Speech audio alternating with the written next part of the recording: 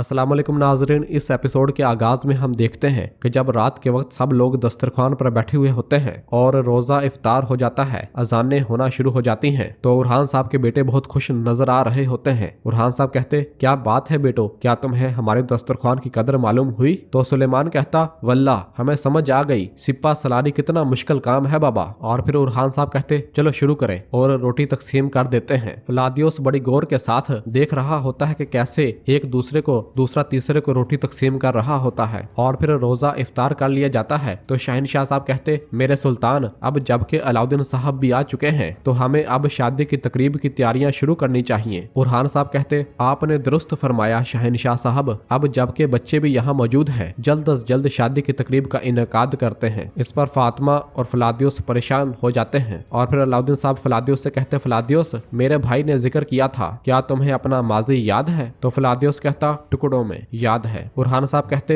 बताओ, हम सुन रहे हैं। तो फलादियोस बताता है वो सारा मंजर कि सिर्फ एक लम्हा याद है। मैं 4-5 साल का था, मुझे एक दरवाजा याद आया। उस वक्त मैं पढ़ नहीं सकता था शायद, लेकिन इस पर बिस्मिल्लाह लिखा हुआ था। मेरे वालिद लोहे और चमड़े की खुशबू, मेरे वालिद मुझे गोद में उठाते और हवा में उछालते हैं। मेरी माँ दहलीज पर खड़ी है, वो हामला है, मुझे हवा में लहराता हुआ इनका दुपट्टा याद है। फिर मेरे वालिद का खंजर, फिर एक तीर की आवाज, मेरी माँ जमीन पर गिर जाती है। मेरे वालिद जल्दी से मुझे उठाते हैं, मैं दीवार के साथ जाकर बैठ जाता हूँ। मेरे वालिद एक आयत पढ़ते हैं, तर्जमा, खबरदार, बेशक जो अल्लाह के दोस्त हैं, ना इन पर डर है, ना वो गमगीन होंगे, बिल्कुल मत डरना। फिर मेरे वालिद अपनी तलवार निकालते हैं और अल्लाह अकबर का नारा बुलंद करते हुए लड़ने लग जाते हैं और यह सारा मंजर साथ साथ दिखाया जा रहा होता है। इस दौरान एक सिपाही किस तरह से उनके वालिद की पीठ में तलवार घोंप देता है और वह जमीन पर गिर जाते हैं। इसके बाद वो घर में घुस जाते हैं और फिर वो आता है, यानी वो आदमी जो मेरे वालिद को मार देता है। इसके बाद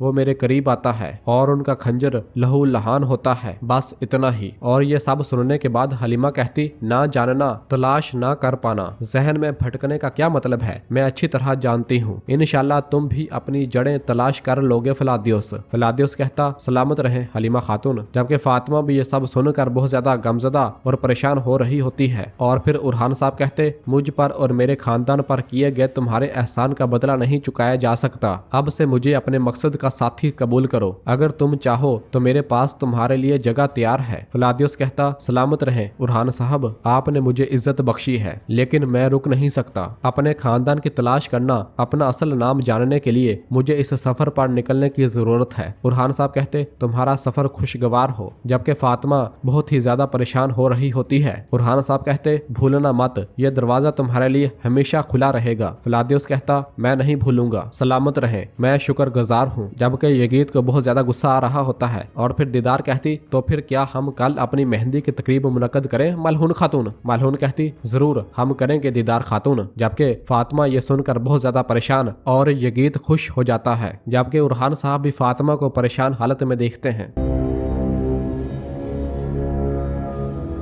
नाज़रीन, फिर इसके बाद हम देखते हैं कि शहजादी अस्पोर्चा ने दुल्हन का लिबास जेबतन किया होता है। अस्मा खातून, एराज खातून उसके पास मौजूद होती हैं और उन्हें तैयार कर रही होती हैं। बालों को कंघी की जा रही होती है और शहजादी अस्पोर्चा बहुत ही दिलकश नजर आ रही होती है। और फिर मलहून उसके पास आती है और उसके सर पर घूंघट रखती है। जबकि शहजादी अस्पोर्चा भी बहुत खुश नजर आ रही होती है और वह मलहून का हाथ चूमती है। और फिर इसके बाद अगले मंजर में हम देखते हैं कि शहजादी अस्पोर्चा महल में से आगे बढ़ रही होती है। रास्ते में सब के इस्तकबाल के लिए खड़े होते हैं और वो सब के दरमियान से गुजरती हुए सुल्तान के कमरे की जानब बढ़ रही होती है। सब खवातीन उसे सुल्तान के कमरे के बाहर पहुंचा देती हैं और वो कमरे की जानब बहुत खुशी के साथ देख रही होती है। इसी दौरान नीलोफर खातून भी वहां आती है और निहायत गुस्से के साथ शहजादी अस्पोर्चा को देखती है। और फिर इसके बाद मलहून खातून अस्पोर्चा के चेहरे पर घूंघट कर देती है और दरवाजा खुलता है और शहजादी अस्पोर्चा सुल्तान के कमरे में दाखिल होती है, जहाँ सुल्तान उसका इंतजार कर रहे होते हैं और वो भी आगे उनकी जानब बढ़ते हैं। दोनों एक दूसरे के करीब आते हैं और दोनों एक दूसरे को खुश अंदाज में देख रहे होते हैं। और फिर इसके बाद सुल्तान उरहान शहजादी अस्पोर्चा का घूंघट उठाता है और एक खूबसूरत हार उसे दिखाते हैं और उसके गले में पहना देते हैं और फिर कहते हैं, मेरी जिंदगी में खुश आमदीद अस्पोर्चा।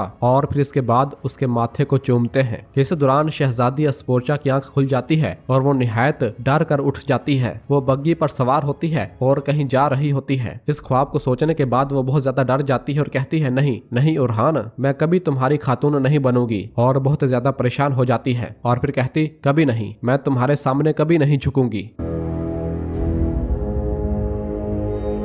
जबकि दूसरी जानब हम देखते हैं कि बोरसा के करीब जलेबी और उसके आदमी कामकाज में मसरूफ होते हैं। जलेबी जमीन का जायजा ले रहा होता है और एक मजदूर जब वहां पत्थर फेंकता है जिसे देखकर जलेबी कहता थोड़ा सा आहिस्ता करो, क्या तुम जानते हो कि इस पत्थर में कारीगरों के हाथ कितने जख्मी हुए, चलो शाबाश। इस दौरान उरहान साहब, अलाउद्दीन साहब और बाकी साहब अपने घोड़ों पर सवार हुए वहां पहुंच जाते हैं और घोड़े से नीचे उतरकर जैसे ही वहां पास आते हैं तो जलेबी कहता मेरे सुल्तान खुश आमदीद। सुल्तान कहते तुम्हारा शुक्रिया, और फिर वो फजाई मंजर दिखाया जाता है जहाँ ये काम हो रहा होता है। और फिर अब्दुर्रहमान कहता मेरे सुल्तान इस तैयारी की क्या वजह है, क्या हम इस पहाड़ पर किला बनाने जा रहे हैं। सुल्तान कहते किला नहीं, हम कार्गो बना रहे हैं। शामिल पूछता कार्गो क्या है मेरे सुल्तान, तो सुल्तान जलेबी को इशारा करते हैं। जलेबी कहता पुरानी तुर्क सरजमीनों में इसे कार्गो कहा जाता था, आज ये एक नजर रखने वाले मीनार के तौर पर जाना जाता है। और फिर बताता है हम 5 दिन से जमीन को पानी दे रहे हैं मेरे सुल्तान, जब पानी खत्म हो जाएगा तो मिट्टी ठीक हो जाएगी, इस तरह हम बुनियाद को मजबूत बनाएंगे इंशाल्लाह। और फिर सब लोग नक्शे की जानिब बढ़ते हैं तो जलेबी बताता है ढांचा मुरब्बा शक्ल का होगा मेरे सुल्तान, इसके अंदर की सीढ़ियां तमाम रास्ते ऊपर तक पहुंच जाएंगे, इसका ऊपर वाला हिस्सा खुला होगा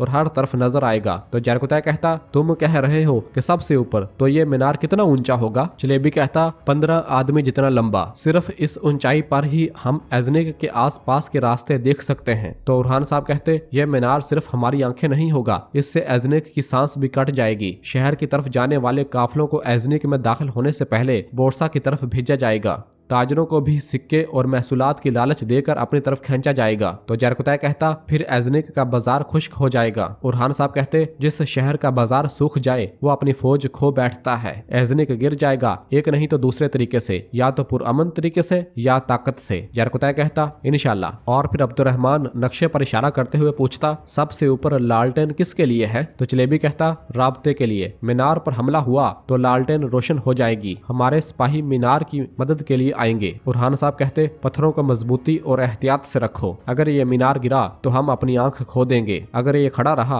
तो हम एजनिक हासिल कर लेंगे। जलेबी कहता ये मीनार नहीं गिरेगा मेरे हजूर, हम इसकी बुनियाद में दुआ हर पत्थर में कोशिश रखेंगे, ये नहीं गिरेगा। और फिर इस दौरान एक आदमी एक पैगाम लाकर अलाउद्दीन साहब को देता है जो कि दरसून ने भेजा होता है। अलाउद्दीन साहब उसे खोलकर पढ़ते हैं और उरहान साहब को थोड़ा साइड पर आने को कहते हैं। उरहान साहब अलाउद्दीन के साथ थोड़ा एक जानब आते हैं। अलाउद्दीन साहब कहते दरसून की तरफ से खबर है भाई, अस्पोर्चा समेत तमाम सरदारान बंदरगाह पर जमा होंगे। इस पर उरहान साहब खामोश हो जाते हैं। अलाउद्दीन साहब पूछते खामोश क्यों हो भाई। तो उरहान साहब कहते मैं इस तूफान के बारे में सोच रहा हूँ जो मैं लाऊंगा अलाउद्दीन, बदी की मजलिस जमा होने दो, आखिरी फैसला हमारा होगा।